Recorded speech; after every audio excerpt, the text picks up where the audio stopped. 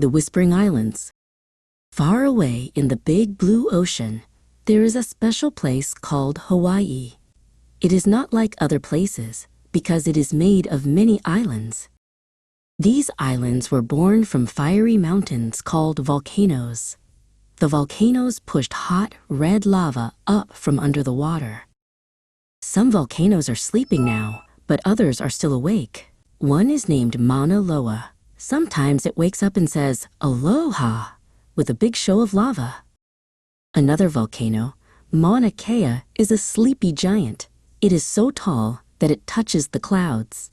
The air is very clear at the top. Scientists like to visit Mauna Kea. They use big telescopes to look at the twinkling stars in the night sky. The weather in Hawaii is warm and sunny. It feels like a big, warm hug all day long. This lovely weather is perfect for playing in the water. You can swim with the fish or ride the fun waves on a surfboard. Even with all the sunshine, there is enough rain to help beautiful flowers and tall green trees grow everywhere. A long, long time ago, brave people sailed across the ocean to live on these islands.